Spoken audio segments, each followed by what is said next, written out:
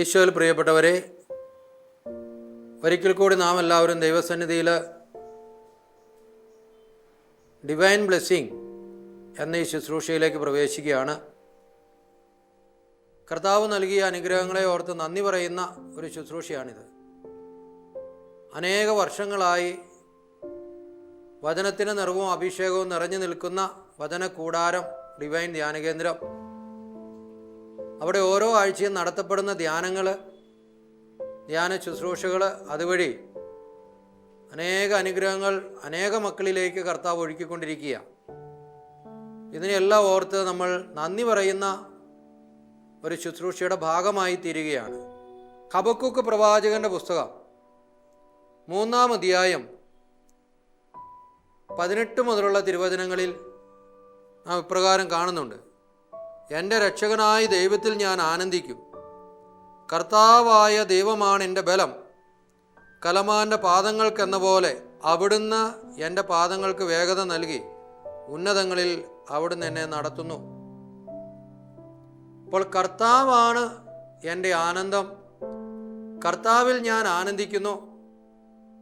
എൻ്റെ കാലുകൾക്ക് അവൻ ബലം നൽകുന്നു. അതായത് എൻ്റെ ബലഹീനതയിൽ എന്നെ ശക്തിപ്പെടുത്തി എൻ്റെ ജീവിതത്തെ ക്രമീകരിക്കുന്ന ഒരു ദൈവമാണ് എൻ്റെ ദൈവം. ബലഹീനതയിൽ ശക്തിപ്പെടുത്തുന്നവനാണ്. രോഗപീഠകളിൽ ശക്തിപ്പെടുത്തുന്നവനാണ്. സൗഖ്യം നൽകുന്ന ദൈവമാണ് നമ്മുടെ ദൈവം. അതുകൊണ്ടാണ് എൻ്റെ രക്ഷകനായ ദൈവത്തിൽ ഞാൻ ആനന്ദിക്കും എന്ന് പറയുന്നത്. ഈ ധ്യാന ശുശ്രൂഷയിലൂടെ ലഭിക്കുന്ന എല്ലാ അനുഗ്രഹങ്ങൾക്കും നന്ദി പറയാം. അതുപോലെ തന്നെ അടുത്ത ആഴ്ച നടക്കുന്ന ധ്യാന ശുശ്രൂഷയിലേക്ക് എല്ലാവരെയും ഒത്തിരി സ്നേഹത്തോടെ സ്വാഗതം ചെയ്യുന്നു. ഈശോ നമ്മെ അനുഗ്രഹിക്കട്ടെ. Praise the Lord.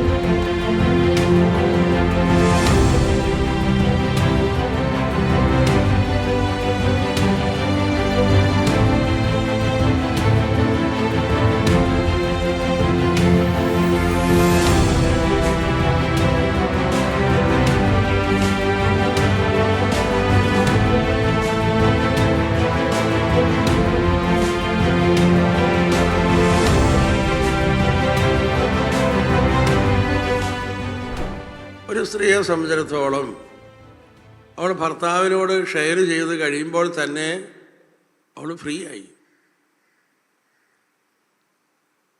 അങ്ങനെയാണ് സ്ത്രീകൾ അവരുടെ മെൻ്റൽ ഹെൽത്ത് നിലനിർത്തുക. അതുകൊണ്ട് ഭർത്താക്കന്മാർ ഒരു കാര്യം മനസ്സിലാക്കട്ടെ: ഒരു ഭർത്താവ് എത്ര നല്ല മനുഷ്യനായാലും എത്ര വിശുദ്ധനായാലും ഭാര്യയെ കേൾക്കുവാൻ കുടുംബത്തിൽ സമയം മാറ്റിവെക്കുന്നില്ലെങ്കിൽ അവൻ്റെ കുടുംബം ഒരു നരകമായി മാറും. കാരണം ഒരു സ്ത്രീയെ സംബന്ധിച്ചിടത്തോളം അവളുടെ മാനസികാരോഗ്യം അവൾ നിലനിർത്തുന്നത് ഷെയർ ചെയ്താണ്. ഒരു സ്ത്രീ അവൾ ചെയ്യുന്ന കാര്യങ്ങളൊക്കെ അവളെ മനസ്സിലാക്കുന്ന വ്യക്തിയോട് പറയാൻ അവൾ ആഗ്രഹിക്കുന്നു. അങ്ങനെ പറയുമ്പോൾ തന്നെ അവളെ ചെയ്ത ജോലിയുടെ ക്ഷീണവും ഒക്കെ പോവുകയാണ്. അതുകൊണ്ട് അവർ ചെയ്യുന്നതും ഒക്കെ അവർ പറയാൻ ആഗ്രഹിക്കുകയാണ്. പലപ്പോഴും അതിനുള്ള സമയവും സൗകര്യമൊക്കെ പല കുടുംബങ്ങളിലും കാണുകയില്ലല്ലോ. അതുകൊണ്ട് അങ്ങനെ പറയാൻ പറ്റാതെ പോയ കാര്യങ്ങളൊക്കെ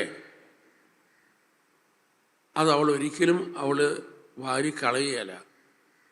പിന്നെ പറയാൻ വേണ്ടി തലയിൽ ശേഖരിച്ചു വയ്ക്കുകയാണ് സ്ത്രീകൾ ചെയ്യുക. പറയാൻ പറ്റിയില്ല, അതുകൊണ്ട് പിന്നെ പറയാൻ വേണ്ടി അവർ തലയിൽ ശേഖരിച്ചു വയ്ക്കും. ചില പറയാറുണ്ട് തലയുടെ ഈ ഭാഗത്തൊരു കൊട്ട ഇരിപ്പുണ്ടെന്ന്. കൊട്ടയൊന്നും ഇരിപ്പില്ല, ഒരു സങ്കല്പമാണ്. അങ്ങനെ പിന്നെ പറയാൻ വേണ്ടി അവൾ ആ കൊട്ടയ്ക്കകത്ത് അതെല്ലാം ഇട്ടിട്ട് വയ്ക്കും.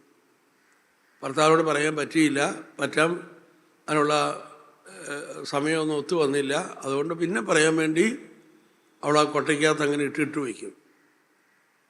കുറേ കഴിയുമ്പോൾ ആ കൊട്ട നിറയും. അപ്പോഴായിരിക്കും വീട്ടിലൊരു ചെറിയ പ്രശ്നം ഉണ്ടാകുന്നത്.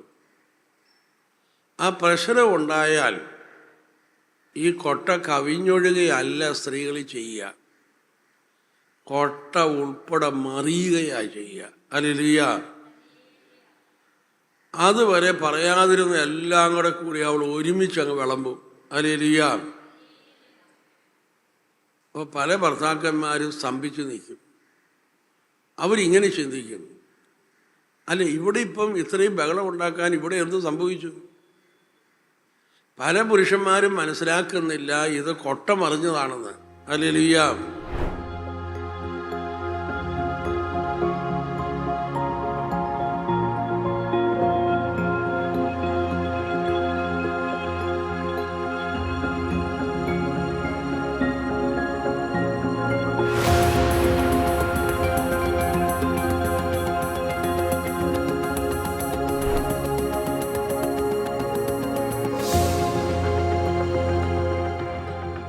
യോഹന്നാന്റെ 6:63 ഈശോ പറയാണ്, ഞാൻ നിങ്ങളോട് പറഞ്ഞ വചനം ആത്മാവാണ്, ആത്മാവും ജീവനുമാണ്. പരിശുദ്ധാത്മാവ് നിങ്ങളുടെ മേൽ എഴുന്നള്ളി വരും. ജീവൻ ശരീരത്തിനും മനസ്സിനും ആത്മാവിനും രോഗശാന്തി കിട്ടും. വചനം പറയുമ്പോൾ, വചനം ഏറ്റുപറയുമ്പോൾ, വചനം പ്രഘോഷിക്കുമ്പോൾ, അതുപോലെ തന്നെ സാക്ഷ്യം പറയുമ്പോഴും പരിശുദ്ധാത്മാവ് നമ്മുടെ മേൽ വരും. ഹല്ലേലൂയ. യേശുവേ നന്ദി. ഹല്ലേലൂയ. എൻ്റെ പേര് ഗീത. ഞാൻ വർക്കല ഇടവയിൽ നിന്നാണ് വരുന്നത്. എനിക്ക് 12 വയസ്സ് മുതൽ കടുത്ത മൈഗ്രെയിൻ ഉണ്ടായിരുന്നു. ഇപ്പോൾ ഇവിടെ വന്നപ്പോഴത്തേക്ക് അച്ഛൻ പറഞ്ഞു ഇങ്ങനെ മൈഗ്രെയിനുള്ള 2 പേരെ കർത്താവ് സുഖപ്പെടുത്തുന്നു എന്ന് പറഞ്ഞിട്ടുണ്ട്. അപ്പോൾ എനിക്ക് സ്വയം തോന്നി ഞാനാണെന്ന്. കാരണം നായ്ക്കാമ്പറമ്പിൽ അച്ഛനാണ് പറഞ്ഞത്. ഞാൻ ദുബായിൽ നിന്ന് ഇപ്പോൾ ലീവിന് വന്നതാണ്. അപ്പോൾ അച്ഛൻ അതൊരു ദുബായിൽ നിന്ന് വന്ന ഒരു സാക്ഷി അച്ഛൻ പറഞ്ഞു. ആ കുട്ടിക്ക് 45 വയസ്സാണെന്നും പറഞ്ഞു. അപ്പോൾ എനിക്ക് മനസ്സിലായി അതേ സാക്ഷി ഞാനും ദുബായിൽ നിന്നാണ് വന്നത്. എനിക്ക് 45 വയസ്സായി. 12 വയസ്സ് തൊട്ട് എനിക്ക് കടുത്ത മൈഗ്രെയിൻ ഉണ്ടായിരുന്നു. അതും മാറി. പിന്നെ എനിക്ക് ഗോതമ്പും പാലൊക്കെ അലർജിയാണ്. ഞാനിവിടെ വന്ന അന്നോട്ട് ഗോതമ്പും പാലും കഴിക്കുന്നുണ്ട്. എനിക്കൊരു കുഴപ്പവും വന്നിട്ടില്ല. ദൈവമേ മഹത്വം. ദൈവത്തിന് സ്തോത്രം. നന്ദി. അപ്പനും അമ്മയും ഉള്ളവരെല്ലാം ആരാ? മക്കളാണ്. അപ്പനും അമ്മയും ഇല്ലാതെ ഈ ഭൂമിയിൽ ആർക്കും ജനിക്കാൻ പറ്റുമോ? ഇല്ല. അപ്പം അങ്ങനെയാണെങ്കിൽ നമ്മളെല്ലാവരും മക്കളാണെങ്കിൽ ഒന്ന് കൈയുയർത്തി പിടിച്ചേ. എന്നിട്ട് അപ്പനെയും അമ്മേനും ഓർത്തേ. അപ്പനും അമ്മയും ഇല്ലാത്ത മരിച്ചുപോയാൽ ജീവിച്ചോ എന്നുള്ളതല്ല, അപ്പനും അമ്മയും ഇല്ലാതെ എനിക്കും നിങ്ങൾക്കും ഈ ഭൂമിയിൽ എന്ത് ചെയ്യാൻ പറ്റിയല്ല? ജനിക്കാൻ പറ്റിയല്ല. അപ്പം നമുക്കെല്ലാവർക്കും അപ്പനും അമ്മയുണ്ട്. കൈതാത്തിയിട്ടേ അപ്പൻ്റെ അമ്മയുടെ മുഖം മനസ്സിലേക്കൊന്ന് കൊണ്ടുവന്നേ. എന്നിട്ട് ഓർമ്മ വെച്ച നാൾ മുതൽ ഇന്ന് വരെ, ഇനി അപ്പം അമ്മ മരിച്ചു പോകുന്നവൾ വരെ എന്നെങ്കിലും അപ്പൻ്റെയോ അമ്മയുടെയോ മുഖത്ത് നോക്കിയിട്ട് ആത്മാർത്ഥമായിട്ട് അപ്പച്ച അമ്മച്ചി എന്നെ ദൂരെ സ്നേഹിക്കണേ, എന്നെ സ്നേഹിച്ചത് മതി എന്ന് പറഞ്ഞിട്ടുള്ളവരാരെങ്കിലും ഒന്ന് കയ്യുയർത്തിക്ക്. ഒരു കാര്യം വ്യക്തമാണ്. എന്താണെന്നറിയോ? ഇവിടെയുള്ളവരാരും നുണ പറയുന്നില്ല. പ്രൈസ്തലോ. ഞാനൊരു പ്രാവശ്യം ഇതുപോലെ പറഞ്ഞ കൈയുയർത്തി 2 പേര് കൈയുയർത്തി. അപ്പോൾ എനിക്ക് സന്തോഷമായി. എന്താണെന്ന് വെച്ച് കഴിഞ്ഞാൽ ഇനി എവിടെയെങ്കിലും ഈ കാര്യത്തെക്കുറിച്ച് ചോദിക്കുമ്പോൾ ഇവരുടെ സാക്ഷ്യം പറയിക്കാമല്ലോ. അങ്ങനെയുള്ളു. ഞാൻ ആദ്യത്തെ ആളോട് ചോദിച്ചപ്പോൾ ഉണ്ടല്ലോ, ഞാൻ ചോദിച്ചിരുന്ന സമയത്ത് അയാളിരുന്ന് ഉറങ്ങുമായിരുന്നു. അപ്പോൾ എന്താണെന്ന് കേട്ടില്ല. ഹല്ലേലൂയ പറയാൻ വേണ്ടിയിട്ടായിരിക്കും എന്ന് കരുതി ഉടനെ കൈയുയർത്തി. അങ്ങനെ ഒരാൾ. രണ്ടാമത്തെ ആളോട് ചോദിച്ചപ്പോൾ ഉണ്ടല്ലോ, ഈ രണ്ടാമത്തെ ആളുടെ ചെവി കേൾക്കത്തില്ലായിരുന്നു. അപ്പം എന്തോ ഒരു മുഴക്കം പോലെ കേട്ടു. അയാൾ അതുകൊണ്ടാണ് കൈ ഉയർത്തിയത്. ഇങ്ങനെ 2 പേരല്ലാതെ ഇതുവരെ മനുഷ്യ വ്യക്തികൾ അപ്പനാകട്ടെ, അമ്മയാകട്ടെ, ജീവിത പങ്കാളിയാകട്ടെ, മക്കളാകട്ടെ, സഹോദരങ്ങളാകട്ടെ, സ്നേഹിച്ചത് മതി എന്നും പറഞ്ഞിട്ടുള്ള ഒരു വ്യക്തിയില്ല. ഏറ്റവും കൂടുതൽ സന്തോഷം ഉണ്ടാകുന്നത് സ്നേഹിക്കുക, സ്നേഹിക്കപ്പെടുക എന്നുള്ള ആഗ്രഹം പൂർത്തീകരിക്കപ്പെടുമ്പോഴാണ്. ഇപ്പം നമുക്കൊരു കാര്യം മനസ്സിലായി, ഈ ഭൂമിയിലുള്ള ഓരോ മനുഷ്യ വ്യക്തികൾക്കും സ്നേഹം തന്ന് എൻ്റെ മനസ്സിനെ നിറയ്ക്കാനായിട്ട് സാധിക്കില്ല. സ്നേഹം തന്ന് എൻ്റെ മനസ്സിനെ നിറയ്ക്കാനായിട്ട് സാധിക്കില്ല എങ്കിൽ മനുഷ്യ വ്യക്തികളുടെ സ്നേഹത്തിലേക്ക് നോക്കിയാൽ എൻ്റെ മനസ്സ് നിറയാല, എനിക്ക് സന്തോഷിക്കാൻ പറ്റില്ല. ദൈവത്തിൻ്റെ സ്നേഹം കൊണ്ട് എൻ്റെയും നിങ്ങളുടെയും മനസ്സിനെ ദൈവം സൃഷ്ടിച്ചിരിക്കുന്നത് കൊണ്ട് എൻ്റെയും നിങ്ങളുടെയും മനസ്സ് ദൈവത്തിൻ്റെ സ്നേഹം കൊണ്ട് മാത്രമേ നിറയ്ക്കാൻ പറ്റുള്ളൂ.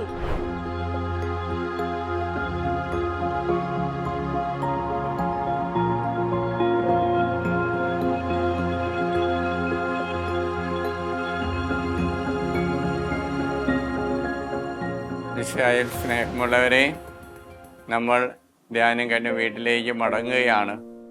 അപ്പോൾ എല്ലാ ദിവസവും ഒരു വചനം ഓർമ്മിപ്പിക്കാനായിട്ട് ഞാൻ നിങ്ങളുടെ മുമ്പിൽ വന്നിരിക്കുകയാണ്. നമ്മുടെ സങ്കീർത്തനത്തിൽ 33-ാമത്തെ അധ്യായം 5-ാമത്തെ വചനം ഈശോതമ്പുരാൻ നമ്മളോട് ഇങ്ങനെയാണ് പഠിപ്പിക്കുന്നത്. അവിടുന്ന് നീതിയും ന്യായവും ഇഷ്ടപ്പെടുന്നു, കർത്താവിൻ്റെ കാരുണ്യം കൊണ്ട് ഭൂമി നിറഞ്ഞിരിക്കുന്നു. ഈശോയിൽ പ്രിയ മക്കളെ, നീതിയും ന്യായവും ഈശോ കർത്താവ് ഇഷ്ടപ്പെടുന്നു. ഭൂമിയിൽ അവിടുത്തെ കാരുണ്യം നിറഞ്ഞിരിക്കുന്നു. നമ്മുടെ കുടുംബത്തിൽ ഈശോയുടെ കാരുണ്യം നിറയാൻ നമ്മളെല്ലാ ദിവസവും സന്ധ്യപ്രാർത്ഥനയിൽ ഈശോ നൽകിയ എല്ലാ അനുഗ്രഹങ്ങളെ ഓർത്ത് നന്ദി പറഞ്ഞുകൊണ്ട് നമ്മുടെ ഓരോ പ്രവൃത്തിയിലും ഓരോ സംസാരത്തിലും ഈശോയുടെ ആ നീതി പാലിക്കുവാൻ, ആ സ്നേഹവും സഹോദര സ്നേഹം കൊണ്ട് പുലർത്തുവാൻ നമ്മൾ ശ്രമിക്കുക. അപ്പോൾ നമ്മുടെ ജീവിതത്തിലും പ്രാർത്ഥനാ ജീവിതത്തിലും കൂടുതൽ ദൈവത്തിൻ്റെ കാരുണ്യം കൊണ്ട് നിറയുവാൻ സാധിക്കും. തെലുങ്കിൽ ഒത്തിരി പേര് ധ്യാനിക്കാൻ വരുന്നുണ്ട്. അവരെ നമുക്ക് പ്രാർത്ഥിക്കാം. അവർ വലിയ യാത്ര ചെയ്താണ് ഇവിടെ വരിക. അവർക്കും ഈശോയുടെ സ്നേഹവും നീതിയും ലഭിക്കുന്നത് കൊണ്ടാണ് ഡിവൈൻ ധ്യാന കേന്ദ്രത്തിൽ അവർ വന്ന് ഈ ഈശോയുടെ സ്നേഹവും കാരുണ്യവും അനുഭവിച്ച് പുതിയ മക്കളായി പോകുന്നത്. ഇവിടെയുള്ള എല്ലാ അച്ഛന്മാരും ധ്യാനിച്ചു പോയ എല്ലാ മക്കൾക്ക് വേണ്ടിയും പ്രാർത്ഥിക്കുന്നതാണ്, വാഗ്ദാനം ചെയ്യുന്നു. നമുക്ക് ഒരുമയോടെ പ്രാർത്ഥിച്ച് ഈശോയുടെ നീതിയും ആ സ്നേഹവും എല്ലാ മക്കളിലേക്കും പകർന്നു കൊടുക്കുവാൻ ശ്രമിക്കാം. ഈശോ തമ്പുരാൻ എല്ലാ മക്കളെയും സമൃദ്ധമായി അനുഗ്രഹിക്കട്ടെ. ഈശോ മിശിഹായ്ക്കും സ്തുതിയായിരിക്കട്ടെ. Praise the Lord.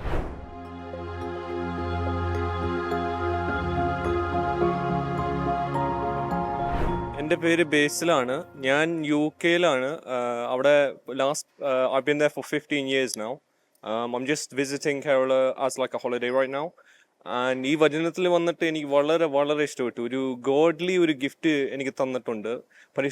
പരിശുദ്ധാത്മാവിൻ്റെ വചനം കേട്ട്, ദൈവത്തിൻ്റെ വചനം കേട്ട്, അത് ഭയങ്കര വളരെ ഒരു എക്സ്പീരിയൻസ് തന്നെ വരും, ഒരു ഡിവൈൻ എക്സ്പീരിയൻസ്. അതാണ് എനിക്ക് ഇവിടുന്ന് കിട്ടിയ എക്സ്പീരിയൻസ്. അച്ഛൻ്റെ ടോക്സ് അതൊക്കെ വളരെ ഇഷ്ടപ്പെട്ടു. ഭയങ്കര മോട്ടിവേറ്റിംഗ് ആണ്, വളരെ ഇൻസ്പയറിംഗ് ആണ്. പിന്നെ ഞാൻ കൗൺസിലിങ്ങും ചെയ്തു, പിന്നെ ഇത് കുമ്പസാരിച്ചും ചെയ്തു. അപ്പോൾ വളരെ വളരെ ഒരു കിടിലം ധ്യാനം എന്ന് തന്നെ പറയാം.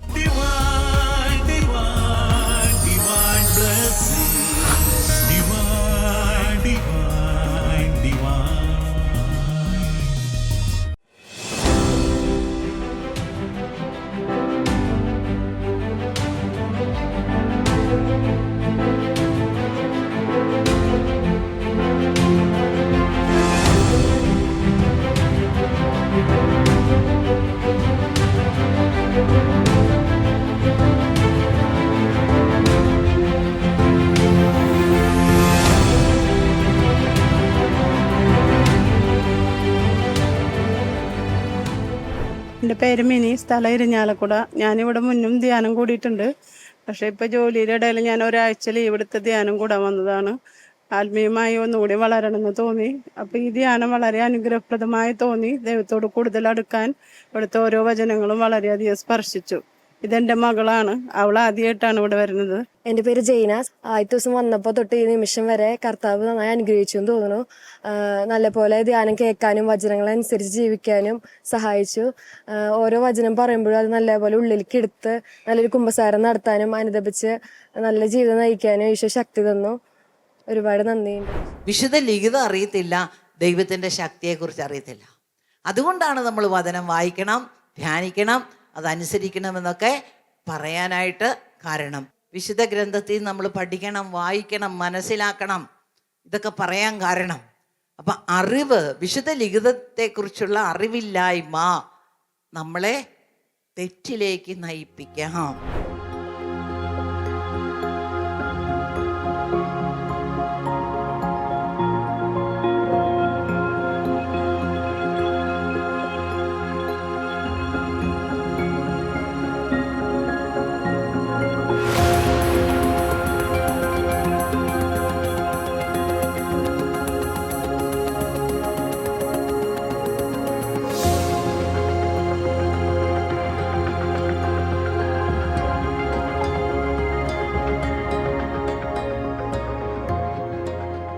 വിശുദ്ധ ലൂക്ക എഴുതിയ സുവിശേഷം അധ്യായം 9 വചനങ്ങൾ 46-47. തങ്ങളിൽ വലിയവൻ ആരാണ് എന്ന് അപ്പൊസ്തലന്മാർ തമ്മിൽ തർക്കിച്ചു. യേശു ഒരു ശിശുവിനെ എടുത്ത് അടുത്ത് നിർത്തി അവരോട് പറഞ്ഞു, എൻ്റെ നാമത്തിൽ ഈ ശിശുവിനെ സ്വീകരിക്കുന്ന ഏവനും എന്നെ സ്വീകരിക്കുന്നു. പ്രിയപ്പെട്ട സഹോദരീ സഹോദരങ്ങളെ, ലോകത്തിൽ നിരന്തരം കണ്ടുവരുന്ന ഒരു ചിന്തയാണ് എനിക്ക് വലിയവനാകണം, വലിയവളാകണം. ഏത് വിധേനയും വലിയവരായി തീരാനായിട്ട് ആഗ്രഹിക്കുകയും അതിനു വേണ്ടതായ നീക്കങ്ങൾ നടത്തുകയും ചെയ്യുന്നവരാണ് നമ്മിൽ ഭൂരിപക്ഷം പേരും.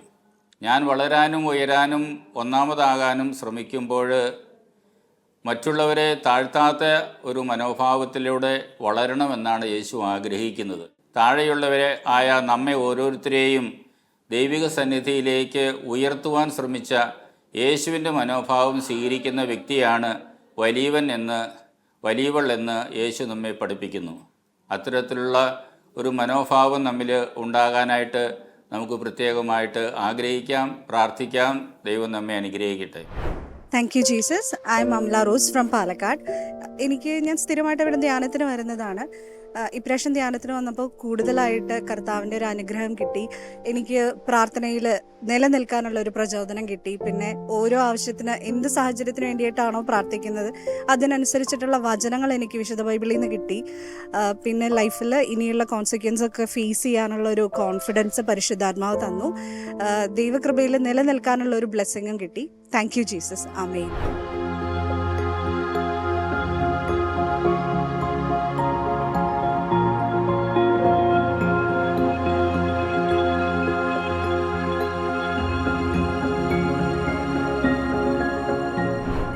ആണുങ്ങൾക്ക് പെണ്ണുങ്ങളെക്കാൾ നാണം കൂടുതലാണ്. നിങ്ങൾക്ക് അറിയാത്തൊരു രഹസ്യ, അത് ദമ്പതിമാരുടെ ക്ലാസ്സിൽ എടുക്കും. നാണം മാത്രമല്ല, പേടിയും കൂടുതലാണ്. രാത്രി കിടന്നുറങ്ങുമ്പോൾ മച്ചിങ്ങ ചെറിയ LKG നാളികേരം ഒരെണ്ണം മുകളിലേക്ക് വീണ ഇതാദ്യം അറിയണത് ഭാര്യയാണ്. ഒന്ന് പോയി നോക്കാമെന്ന് പറയുമ്പോൾ നമ്മൾ ഭർത്താക്കന്മാർ പറയണത് നീ മുന്നിലേക്ക് നടക്ക്, ഞാൻ പിന്നിൽ നടക്കാമെന്നാണ്. എൻ്റെ പേര് മകേഷ്. ഞാൻ വരുന്ന തിരുവനന്തപുരത്ത് നിന്നാണ്. ഇങ്ങനെ ഒരു ധ്യാനമുണ്ടെന്ന് എൻ്റെ കൂട്ടുകാർ പറഞ്ഞാണ് ഞാൻ അറിയുന്നത്. 3 മാസമായി എൻ്റെ ഈ കൈ പൊക്കാൻ പറ്റാത്ത രീതിയിലായിരുന്നു. ഇവിടെ വന്ന് 2 ധ്യാനം കഴിഞ്ഞപ്പോൾ തന്നെ എൻ്റെ കൈ വളരെ സുഖമായി. ഇപ്പോൾ എൻ്റെ ബുദ്ധിമുട്ടുകളെല്ലാം മാറി. എനിക്ക് വളരെയേറെ സന്തോഷമുണ്ട്. എൻ്റെ ബ്രദറിനെ കൊണ്ടൊന്ന് വരണം, അതിനു വേണ്ടിയാണ് ഞാൻ പോകുന്നത്. ആത്മാവേ എന്നിൽ നീ കത്തിപ്പടരണമേ, ആത്മാവേ എന്നിൽ നീ തീയായി മാറ്റണമേ. ജീവനേകും ആത്മാവേ, പുതു ജീവിതമേകും ആത്മാവേ, തീയായി മാറാൻ എന്നിൽ അഗ്നി അയക്കണമേ. അപ്പം നമ്മളിൽ ഉണ്ടാകേണ്ടത്, ദൈവത്തിൻ്റെ ഛായയായി നമ്മളിൽ ഉണ്ടാകേണ്ടത് സ്നേഹമാണ്. ഇനി നമുക്കതില്ലെങ്കിലും ദൈവത്തിനറിയാം, ഇന്നല്ലെങ്കിൽ നാളെ എൻ്റെ കൊച്ചിന് മനസ്സിലാകും എന്നതാ എൻ്റെ ഛായ സ്നേഹമാണ് എന്ന്. Praise the Lord.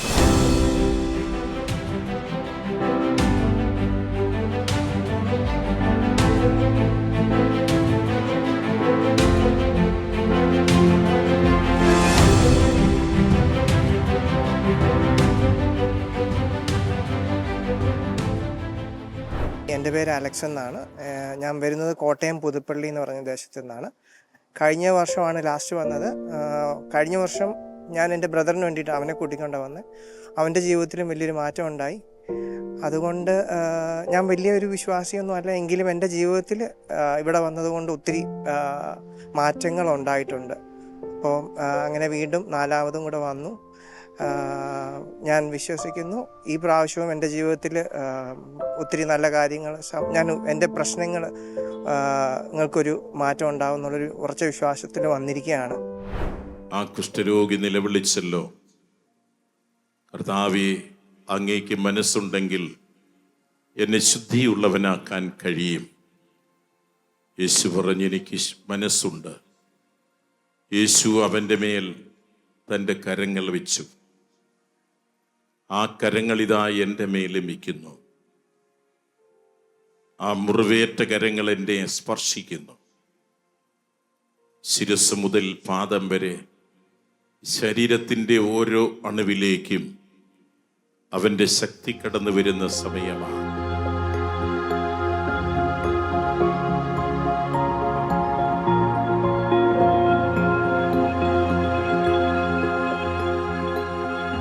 സൗഖ്യം നൽകണമേ, വിടുതൽ നൽകണമേ, തീരാവ്യാധികളെല്ലാം വിട്ടുപോകട്ടെ. യേശുവേ, നിന്റെ നാമം ഞങ്ങളെല്ലാവരും വിളിക്കുന്നു. ഞങ്ങളെ സുഖപ്പെടുത്തണമേ. യേശുവേ, അത്ഭുതങ്ങൾ, അടയാളങ്ങൾ നിന്റെ നാമത്തിൽ ഞങ്ങളിൽ പ്രകടമാക്കണമേ. Hallelujah, hallelujah, hallelujah, hallelujah, hallelujah.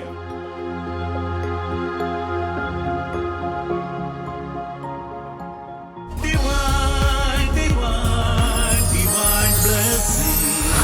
Divine, divine, divine. ഈശോയിൽ സ്നേഹമുള്ള സഹോദരി സഹോദരന്മാരെ, മനുഷ്യൻ്റെ വ്യത്യസ്തമായ നൊമ്പരങ്ങളിൽ ആശ്വാസം നൽകുന്നവനാണ് കർത്താവ്. മനുഷ്യ മനസ്സിൻ്റെ മുറിവുകളെ സുഖപ്പെടുന്നവനാണ് കർത്താവ്. മനുഷ്യരിൽ ഏതെല്ലാം പാപത്തിൻ്റെയും ദുശീലത്തിൻ്റെയും തഴക്കങ്ങളുണ്ടോ അതിനെ ഏറ്റെടുത്ത് ജീവിതത്തെ വിശുദ്ധീകരിക്കുന്നവനാണ് കർത്താവ്. ഈ കർത്താവിൻ്റെ അത്ഭുതകരമായ ഇടപെടലാണ് ഈ ആഴ്ചയിലെ ധ്യാനത്തിലൂടെ ഓരോ വ്യക്തിക്കും സ്വീകരിക്കാനായിട്ട് സാധിച്ചത്. ഇതാ, അങ്ങനെ സ്വീകരിച്ച് മനസ്സ് നിറയെ ദൈവസ്നേഹത്തിൻ്റെ ചൈതന്യം, പരിശുദ്ധാത്മാവിൻ്റെ ശക്തി നിറയപ്പെട്ട നമുക്ക് ഇനിയുള്ള ജീവിത വഴികളിൽ ദൈവം തരുന്ന വളരെ പ്രധാനപ്പെട്ട ഒരു ഉറപ്പാണ് ജെറമ്യാ പ്രവാചകന്റെ പുസ്തകം 32-ാം അധ്യായം 27-ാം തിരുവചനം. വചനം എങ്ങനെയാ പറയുന്നത്? ഞാൻ സകല മർത്യരുടെയും ദൈവമായ കർത്താവാണ്, എനിക്ക് അസാധ്യമായി എന്തെങ്കിലും ഉണ്ടോ? അതായത് ഇനിയുള്ള നിന്റെ ജീവിത വഴികളിൽ സാധിക്കുകയില്ല എന്ന് കരുതുന്ന കാര്യം, അസാധ്യമാണ് എന്ന് ചിന്തിക്കുന്ന കാര്യം, അതെല്ലാം ദൈവം നടത്തിത്തരും. എന്തെന്നാൽ ദൈവം ശക്തിയുള്ള ദൈവമാണ്. അവിടത്തേക്ക് ഒന്നും അസാധ്യമില്ല. മനുഷ്യർക്ക് അസാധ്യമെന്ന് ഇന്നലകളെ ജീവിതത്തിൽ നമ്മൾ കരുതിയ ഓരോ കാര്യങ്ങളിലും ദൈവം നമുക്ക് സാധ്യമാക്കി തരും. അങ്ങനെ അസാധ്യമായതിനെ സാധ്യമാക്കി തരുന്ന ദൈവത്തിൻ്റെ പരിപാലന, ദൈവത്തിൻ്റെ ഇടപെടൽ, ആ ദൈവത്തിനാൽ നയിക്കപ്പെടുന്ന അനുഭവം ഇനിയുള്ള നാളുകളിൽ എല്ലാവർക്കും അനുഭവവേദ്യമായി തീരട്ടെ. അങ്ങനെയുള്ള നിങ്ങളുടെ ജീവിതം കണ്ട് അനേകരെ കർത്താവിൻ്റെ ആലയത്തിലേക്ക് ആനയിക്കാനായിട്ട് നിങ്ങൾക്കൊരു സാധിക്കട്ടെ. നമ്മൾ ഓരോരുത്തരും അനേകരെ ദൈവവചനം കേൾക്കാൻ കൊണ്ടുവരുന്ന സുവിശേഷകരായി മാറാൻ നമുക്ക് പരിശ്രമിക്കാം. അതിനുള്ള എല്ലാ അവസരവും വഴിയും കർത്താവ് നിങ്ങൾക്ക് ഓരോരുത്തർക്കും നൽകി നിങ്ങളെ വഴി നടത്തട്ടെ. ആമേൻ.